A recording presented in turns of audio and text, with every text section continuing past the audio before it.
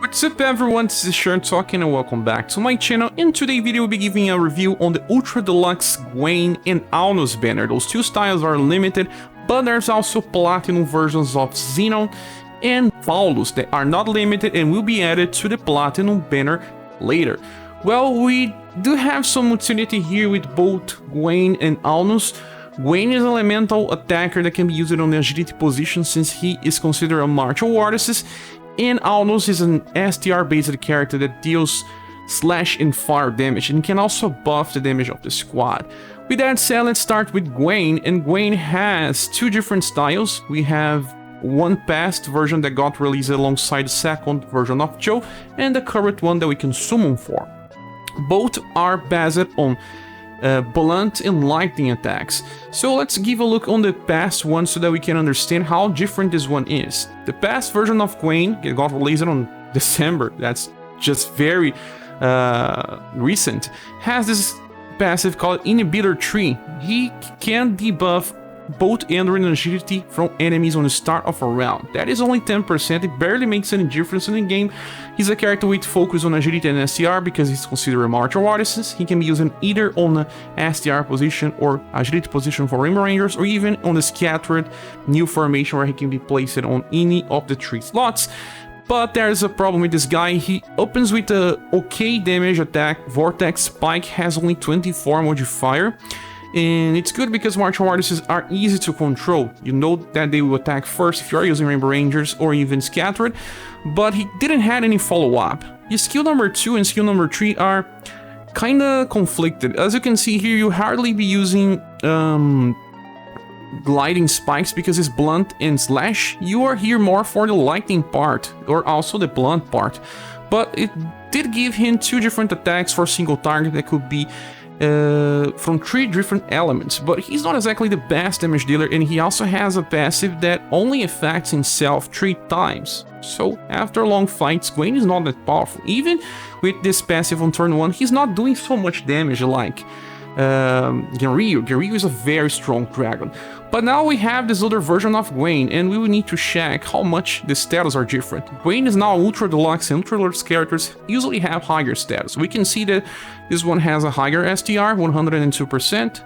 There is also a similar endurance, very similar. Dexterity does not affect them, they don't use dexterity.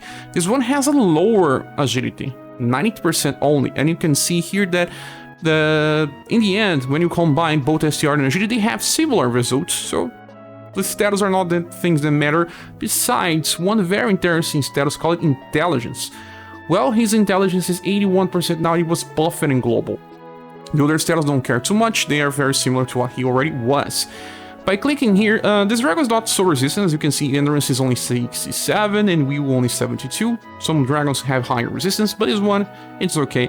And a higher focus on STR instead of agility. When you compare both, one has arrow for STR, and one has 2 arrows for agility. So if you want to get max status, you need both. With that said, this Gwayne has something very different. He does not have that passive that decreases agility and endurance, but that passive is not important anyway. He has something totally different. He's a counter attacker. The first passive of him was also buffed in global, and this one will counter any direct attack, well, with a 37% chance. And will also allow him to evade this attack and counter with an AoE attack that's both blunt and lightning. And this is a very weak attack. It's his first skill, and the damage won't be so high, so he's not so resistant, so I don't know why you'll be using this too much. It's something that I wish they changed it in global, to be honest.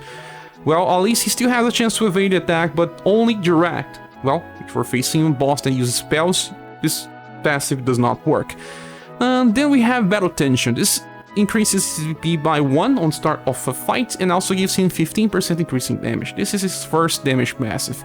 Then he has Overtension. That increases him again by 15, meaning that he gets 30% increasing damage, and then 45 on combo, and then 60% on overdrive. Well, he doesn't have the highest passives. There are characters with higher values than this. Okay, with that said, 30% at all times at least, and a counter mechanic. Now we give a look on his skills. The first one's called Cracked Lightning. This one has, again, it's the same attack that he uses on the counter, both blunt and lightning properties. and it was changed for global as well. In JP, this one costs 5 to 4 when you fully awaken. Here is 4 to 3. So there's one good thing about Gwayne. He can constantly fire the skill up. So if you want to use him for weekly content where we want then to just keep using AoE, it will be very good. And because he's on agility position, it just assures that he will be used in Ranger's formation, allowing you to always use AoEs before other characters. So in farming scenarios, also in Conquest, where you want to face multiple enemies with elemental damage, it's okay. The damage is not so high, but at least you can fire this up all the time. Then his second skill is Feral Paulus. This one is also available in Genryu, but Genryu has better passives for fast fights. Feral Paulus is not bad, it's SS power 55. This is actually very close to triple S damage, and it's slash, so it's good because we can use this instead for damage when we want slash instead of blunt or lightning. The skill is not bad, and we have enough VP to use this on turn 1, so depending on the situations and some farming scenarios, you will be using the same as Genryu, but Genryu has a higher damage output, so if you want Feral Paulus and you have Genryu, you will be using it with him. He gets that from his A style. See? He has the same attack. With that said, what happens is that Gwayne has now a better skill number 3 because of global buffs. His skill number 3 is called Roaring Thunder, and it's pretty unique. You can say that it's similar to what Red does with Punishing Combo. Let's give a look here. It's a 10 BP skill so that he can use on turn 1. Now he does not rely on having battle tension. And, well, since he uses 10. And this is a double attack. The first one is an AoE attack, and then he attacks again against a single target. So this target that you choose be the one that he will follow up. So it seems to be 2 beat damage attacks, 1 AoE and 1 single target. For 10 BP, that's pretty nice because, look, Punishing Combo is a B AoE damage by 2 D power follow-ups. So we have very similar output. There's only one problem here. Roaring Thunder is only lightning, doesn't have blunt. I wish they just added blunt so people that didn't have Red or didn't have Coppelia could also use a replacement for blunt damage. But in this case, it's only lightning, kind of limiting him a little for people that, well, wanted him to be a little more versatile. But here in Global, we also have something else that was not present on JP. That is a medium chance to inflict paralyze, and it's the only attack of Gwayne that relies on intelligence. That's why they increased his intelligence to 81. And it's not just low chance, it's medium chance. That's pretty good in my opinion, and because he's very fast, and also if you want to use him on tower with Matriarch, you are buffing STR, agility, and intelligence at the same time, the 3 stats that he likes the most, allowing him to do more damage and increase his chance to inflict paralyze. That is on tower in very specific scenario, and if you are up for this type of challenges. So another character that has medium chance with high intelligence as well, and it's not a mage, is Claudia. Well, look, he has 81%. This version of Claudia has 84, and she also has medium chance. So when looking, this may not seem so incredible in the end, since we already had a character that does similar. Yeah, but Gwayne will have 2 hits, he may have a higher chance. And Claudia is a pierce damage dealer that will not get bigger damage when using Matriarch. There are other characters that can also inflict paralyze, like Apollo, that has a very good attack as well. He doesn't have medium chance, he actually has low chance. But the thing is, Apollo will get increased intelligence with every new turn, so eventually he will just get a higher chance. He already has 100 intelligence, so if you are planning to inflict paralyze in a tower stage, he will just eventually become better. He's also another character that do blunt. Look, Meteor Swarm does both blunt and heat. It's kinda 8 PP, it's okay for the cost and the damage, so that's at least some comparison. If you have the styles here, you may not be missing too much if you plan to skip Gwayne. With that said, let's return to Gwayne. In the end, he's a character that has multi-elemental coverage. He has 3 different damage types: blunt, lightning, and slash. But they are not all different. So for slash is only single target. For AoE, you have lightning, at least the powerful part, and then for sheep AoE, you have blunt as well. And if you have the other style, I must say that you really don't need the other style now, because the other attacks are good for long fights, but this Gwayne is not exactly the best character for long fights either. Vortex Spikes now, well, kind of redundant. You will not be using this unless you really want the blunt part, and then we have better blunt damage dealers for openers. But if you want to use this one for a little more extra damage, because it does have this one fell swoop that will increase the damage output a little higher, you can inherit the sheep skill here from this Gwayne. From the UDX, you get this Cracked Lightning inherited in the past one. So he opens with Vortex Spike, he just keeps using the other attack. So you have both blunt and lightning forever. You see? Well, you kind of need both Gwayne to have full potential, but even on full potential, this guy may not feel like the perfect solution for some problems. Gwayne is not a bad character at all. I like it. I wanted to summon for Gwayne, but I decided not to because I want to save gems and I want to see what will happen because of something that Aunus brings. But Gwayne is good since it's good to have type of elemental damage in different slots. Like having elemental damage on agility is very nice. You see how much Dora and Gwayne can be useful, and they are so easy to use in Rangers that they are kind of working like fast attackers. So Gwayne is good, but then not so good on the same time since his damage is not prime. You see that he only has 30% increase in damage because of wasting one slot of passive. Well, he does have overtension for overdrive, but then I don't think that he's the best character to bring on long fights. He does not get better status, and some characters in the future will be able to just stack themselves. We already have characters like that. Not for blunt, because martial artists, they are a little afraid to give themselves agility buffs because they can just evade easily. That's why Red becomes so good with Hummingbird. After a while, he just does not get hit. And some other martial artists cannot have that because they are afraid to give this. With that said, Gwayne is a very strong character for AoE, elemental coverage. You may get good volley from this paralyzed attack if you're planning on doing tower when it comes back, but there are alternatives. You may not be missing too much. Not a bad character, but nothing so special either. The next character should be Aunus, and we have 3 different versions of him because one was S and gave him for free when he was first released, and there was this version here on the top that was released in some time ago alongside Apollo. Yeah, the Apollo that we just talked about. And the newest UDX one is this one called Sinistral of Fire. We can even give a look on their status. We have way higher STR, actually 9% more. We have higher endurance, we have higher dexterity, we just don't have a higher agility or higher intelligence. This intelligence will not play much now, but in the future we'll get the 3rd limited version of Aunus.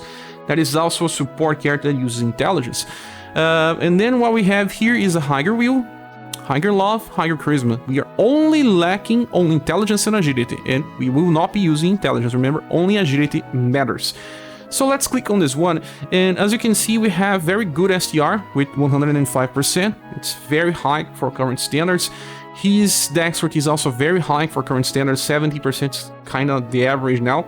85 in endurance as well, very good. His will may be lower, so he's more for physical damage than for magical damage. And he's a character that kind of wants to have high sustain because of his first passive. Call it Demon Fire Domain. It will nullify all type of hit damage, and he will also counterattack when being directly attacked. It's not a high chance or anything, it's always, we always counter. That's just like the very first version and second version of Polka or Liz. And he will counter with this attack called Flame Hawk. Flame Hawk is a C row attack from slashing hit. This attack here, I think it comes from Asia. Let's give a look on Asia. And it's an attack that he cannot use by himself, only by this way. Yeah, look, Flame Hawk. This attack here, C, 17 modifier, but he will only counter with a level 1 skill. So the damage may not be that high. The good thing is that he negates fire damage, but he counters with slash and heat. So sometimes the character that the enemy that uses heat will not be weak to heat, but maybe it will be weak to slash. So it's a little easier to hit the enemy than Polka, that only uses a weak normal, kind of similar to normal attack, and it's only heat. Well, he negates heat and attack with heat. Makes no total sense, but makes sense on the character, but not when you are using against a boss. So it's better than at least Liz and Polka in this regard. His older version already had something like this. Look, Fire Strike Ward, and he will counterattack with a Heat Axe skill, but that would be just similar to normal attack. So now we have a better one, yes. Then we have the second passive Colossal Axe. When attacking with axes, he gets 15% increase in damage and also 10% reduction in damage that he receives. It's good because he will be used on the front lines to receive damage, and this was also changed in Global. He didn't have this effect here in JP. Then the last one is Fired Up 5, that increases his damage by 20%. What he has then is 35% increase in damage. That's kind of average, not like any nuker, but he does have high SCR to take advantage of that. The first skill is Tomahawk Plus, a very old skill that we got for upgrade, and we, well, actually don't upgrade this too much because, well, it's only C power. I usually upgrade skills that have higher damage output, but it's only 2 and it's indirect, maybe useful in some situations, but I don't know. I'll prefer to just save VP and use some nuke. And then we have the second skill called Delay Break. This one here doesn't have a delay. Even for you see the name called Delay Break, it doesn't have delay. It would be very interesting if it had. You see its attack, far and direct, column of foes, plus column of foes, so it's a double attack. Yeah, they changed this on Global as well. It used to be only C power, but it's now B power and it's column instead of row. In JP it's row. It's interesting because it's slash and heat, so there may be some situations where you can use this, but there are not plenty. Column and row attacks are just so niche that when you have them and you can use them, you just feel special, but most of the time they are just not so important. So at least it's 2 attack. There's something very similar to someone that we saw in the past that may be even better for this type of situation. That is Black, because Black, the latest version of him, has a similar attack that's called Vertical Cross, but this time it's column and row, but it's A power. So even when you use this and you don't hit for column or row, you still have very high damage output. That's just like double crush attack that had A power as well to hit, so when he hits more than one target, you just get a plus. But here it's still only B, not A. For 10 BP, well, I don't know. Maybe this B power here is very close to an A, and then you will not feel too much difference when comparing him to Black. But still, at least it has double element. And then the last skill is called Ablation Dance. This one is 10 BP, and this is kind of his selling point. It's a fast attack, you should look on this, and it's both slash and heat. The triple S damage, and it's very high. Well, we can compare him to Sif, because they also buffed him in Global, and the good thing is that it also carries heat elements, so it's both slash and heat. And we don't have slash and heat on the SR position besides Sif, but her tower version with a very weak attack. Look, besides doing triple S damage with high modifier, he will also give everyone in the squad a slash attack boost. That should be 10%, and then a heat attack boost. That should be also 10%. The good thing is that the still things will stack if your character has both elements. Well, there are not many instances that we can use this like that. Well, the newest version of Polka has an attack that's both slash and heat, so that attack will be buffed for 20%, and that attack also buffs his own intelligence, so he will work very well with that Polka. But not many characters will take advantage of both, and then let's say that you're facing an enemy that has both weaknesses, both to slash and both to heat, and you are using a setup with him, and you can just, well, he will just increase the damage of Rofus as well. Let's say that you use Poke on the top, and then you use Rofus in the next position, and then in agility position you use someone like Dora. I don't know the type of setup that you'll be using these characters like this, but he will buff then all in a way or another. Some ones by 10%, some others for 20%, and that is pretty nice because he is fast. Remember that we discussed some characters in the past that have some buffs like Morale up, but they don't have fast, so that does not guarantee that they will go first. And the good thing is that, well, it doesn't have such a high agility, so this really helps him be a better team character. It will help people just do more damage, and it will not affect himself, since this one will only happen after the hit. That's what I think that will happen. He will just do the damage, and then he will just buff everyone.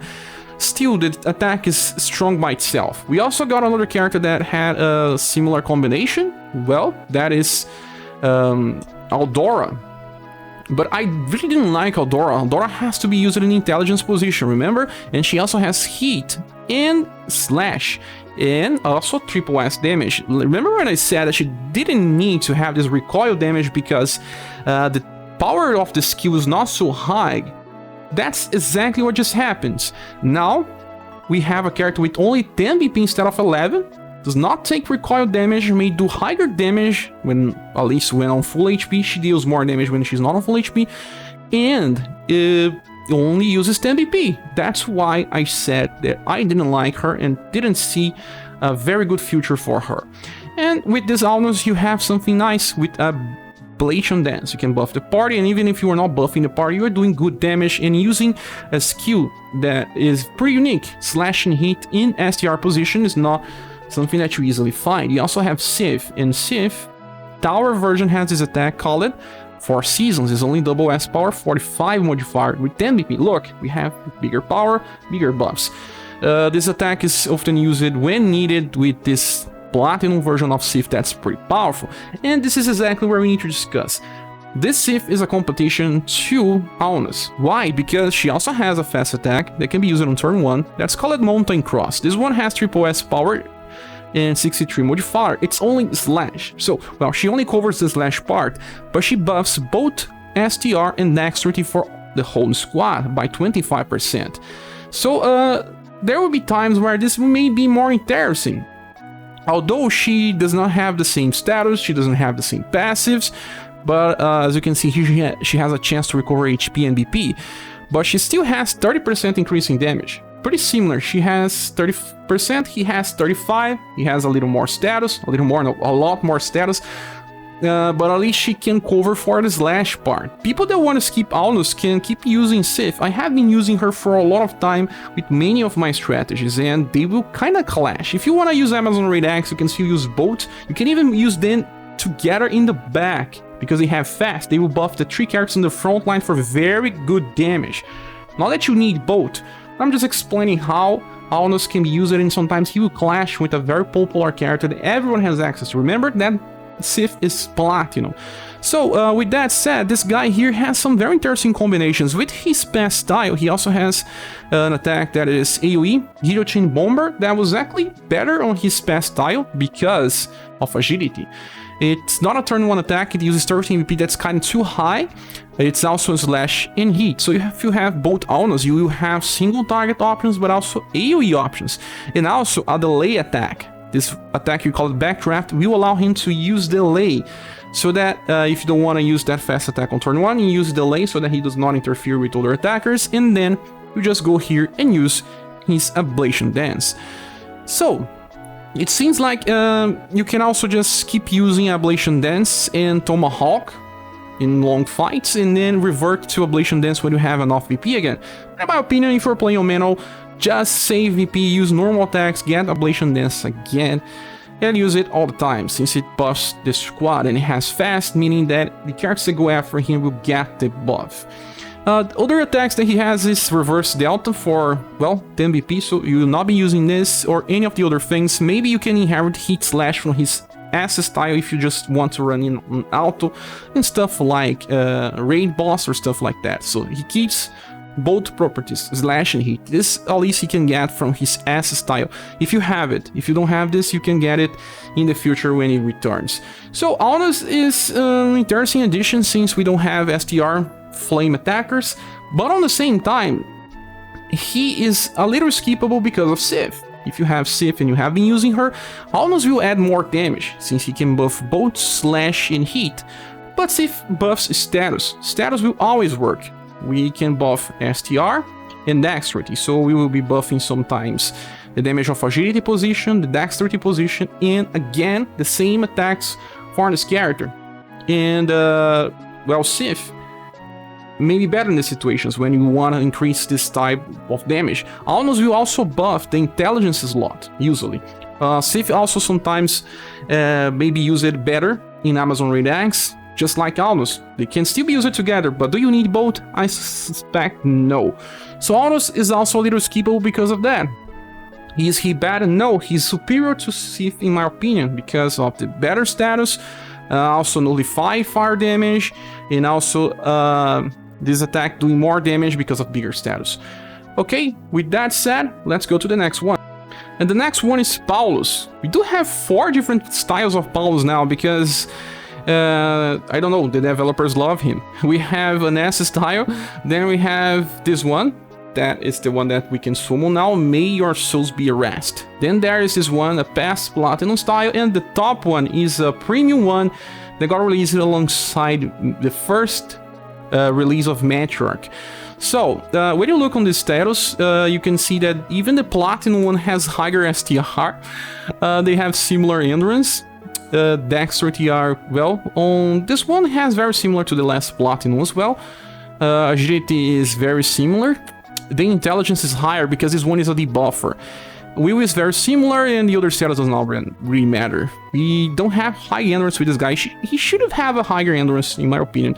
So, bad STR. He's not a nuker or anything. But at least he has enough dexterity to land his attacks. He even has bonuses for that. And okay, agility a little above average but not so high. Because he wants to go before the enemy because he needs to debuff. So Paulus has Enervate 4 Endurance and Enervate 4 STR, so it brings him to 25% chances to debuff STR or Endurance, or even both depending on the luck, for 20%. This is very good because we have other styles that can do similar things.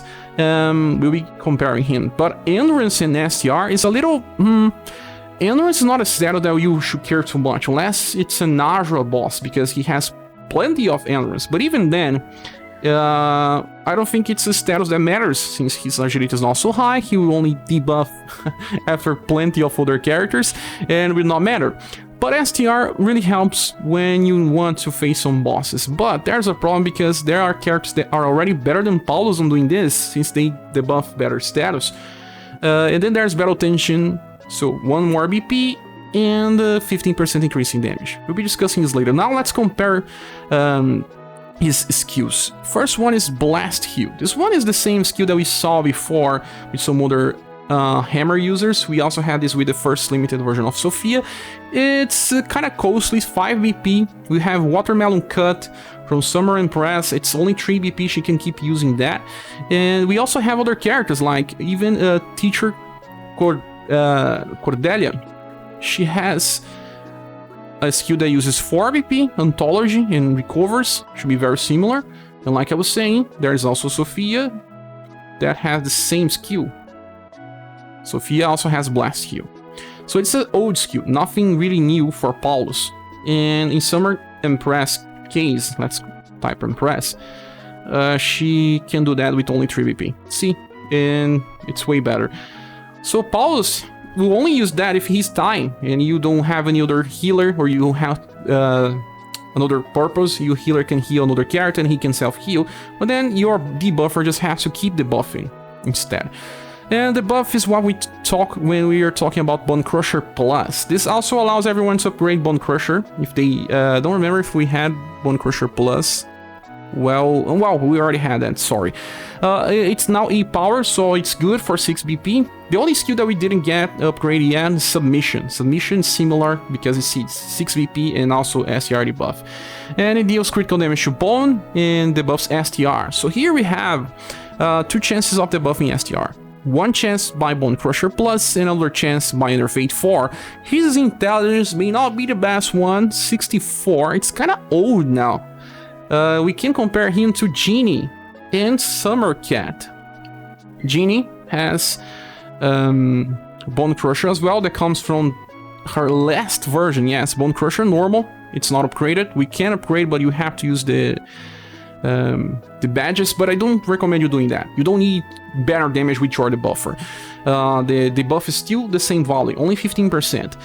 She also has this Spurn 4, so she will debuff a random enemy. Well, if you're facing a boss, it's only one boss, she will debuff that boss by 20% right from the bat, and then she just can keep using Bone Crusher. She doesn't have any other chance to debuff by passive, but you can use her Platinum style, the first one, instead, and she has Enervate 3 instead of 4. She would debuff 15% instead of 20, but it's still okay. Same chances, 25, and she debuffs Agility and STR. And these status are more important. You don't need to debuff Endurance, that's not so good. The other character that you can use that's also Platinum and very easy to get is Cat. we have two different versions of Cat, Summer and Halloween, that can debuff like him. The Summer version has Innervate, STR, and Agility, just like we had with Ginny, and then the Halloween version can just do that with Innervate 4, and she debuffs STR and Intelligence. That may be even more interesting depending on the situations. So what we have with Paulus is a combination of old things. He does not bring anything new to the table. That's why I don't like him. As you can see, Bone Crusher, and then just debuffs two things. At least his battle tension may be a little better for damage than the other characters, if that's what you're aiming for. His intelligence does not beat other characters like I was saying. Cat. Halloween Cat has a higher intelligence, as you can see here, 75. Even Summer has 67. So, well, at least the last skill is unique. We have Meteor Strike, an attack that he uses 11 BP. He can use that because of battle tension, and 48 modifier, and he will debuff both STR and intelligence if he manages because of his intelligence being low. And it will be 15% for both. When you compare that, you use a 6 BP skill to debuff only one skill, having 11 for 2, it's actually okay, and he can use that on turn 1 and debuff both things. Not every boss will need to be debuffed for STR and intelligence, so it's just like what we had with Halloween Cat. But Halloween Cat needs only 6 BP to use that. She does not do damage. She does not need to. Remember, he's also not a damage dealer. The damage here will be very lacking, but he can debuff 2 status. It's only as an alternative for those that missed some other styles and may still not have gotten Summer Cat. But Paulus is on the same veins and it should be replaced on the same tier on the global tier list. The other styles of him have nothing to do with this one, they are more for damage, so we should not be comparing their inheritance. He also has at least this one here, Skull Splitter.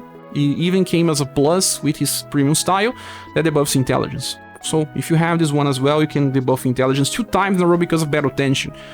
Well, it's also an alternative for those that don't have a better intelligence debuffer. We do have plenty of better ones that are mages and can do this better. But, well, you should not be summoning here for Paulus, ignore him. Now we should talk about Zenon. Well, we have 2 new Zenons. We'll not be talking about this one here because it's a Global X S style. I still don't know how to get him. And he brings a lot of good things for Zenon. If you got the last one that was limited in December, you now have Light Speed Plus. We'll be talking about that later in another video. We need to discuss this one here, Warcry Zenon. This one is Platinum, and he's not that bad. We should compare his status to premium styles, and he's not so far off. Look, he has 70% endurance, 97% dexterity, and 68 wheels, not so high. Agility is 79, not that bad. Well, I think that if you compare him to his premium styles, he may be a little lacking, because his premium style has 102% dexterity, has lower endurance. Look, well, he has lower agility than his premium style, lower intelligence. The premium style can instant kill with Eulogy.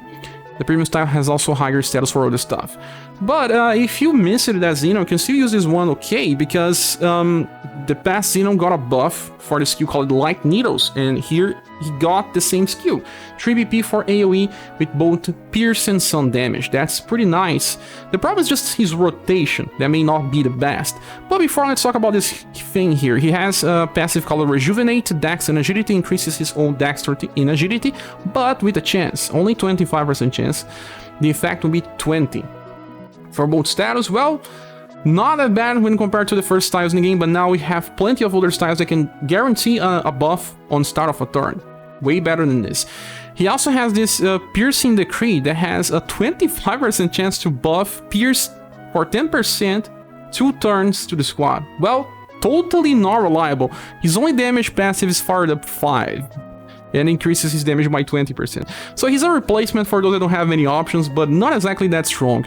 Besides Light Needles, he also has Linear Cross, a very, very bad skill. In my opinion, it's fast, but very poor damage. Only C19 modifier. You should be evading this.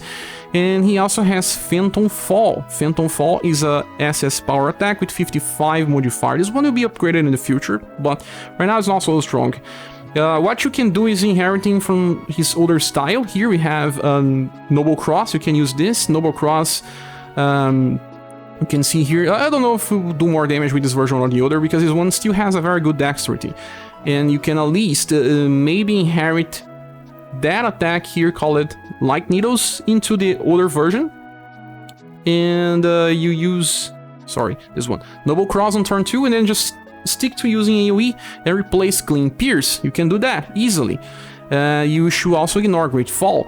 And if you don't want to build this Zenon, you can just keep using this one and inherit something from his S style, that is Stingray. You can just use Stingray twice, and then for last use Light Needle, so he keeps an AoE cycle. But the first skill, Stingray, is only Pierce and not Sun and Pierce. That's why the latest Zenon is so good. He can just use Noble Cross and then keeps Light Needles, and his passives are better, and he also has a guaranteed Dexterity buff and a guaranteed Evasion for turn 1.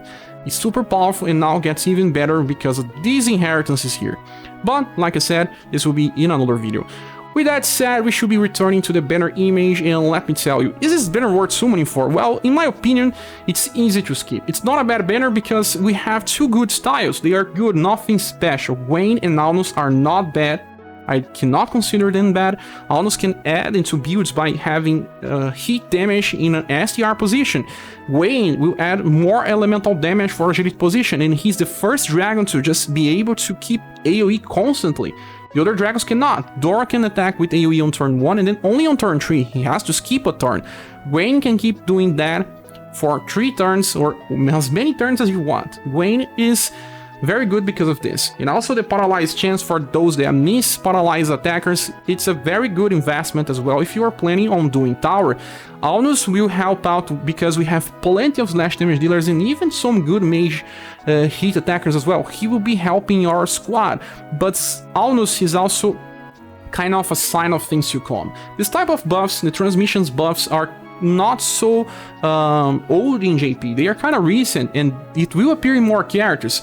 So in my opinion, I'll be saving, I will not be summoning here and waiting for better rerun banner of these characters. They will still be relevant for some cycles. Gwayne will still be special by being an AoE specialist for Blunt and Lightning. Aunus will be special because he's easy to slot as well. He will help, but in the end, I don't know if this banner has much value since we have only 20% chance of getting the good styles. You have 30% chance of getting either Zenon, Aunus, or off banners. Remember, those off banners are pretty bad. If you like the character, it's okay to pull. And in my opinion, Aunus deserves a double S tier or top S tier in the tier list. We'll be updating this later. Gwayne is a double S character for sure because he works pretty fine. Martial artists work pretty fine in this game because of being the first ones to attack him most times, and his elemental coverage is pretty nice. He can attack with 3 different elements. And Aunus, I'm still not sure, but I think he's a low tier double S character. Zenon is good for those that don't have any replacement. Aunus, well, just feels like an old thing in the game right now. With that said, that's my opinion. We will be summoning for them. I will not, like I said, I'll be saving. I even decided to skip Mirza for now because I want to get more gems and see what's coming next. And that's it. What's your opinion? Say here in the comments. I hope to see you soon in the next video. Bye.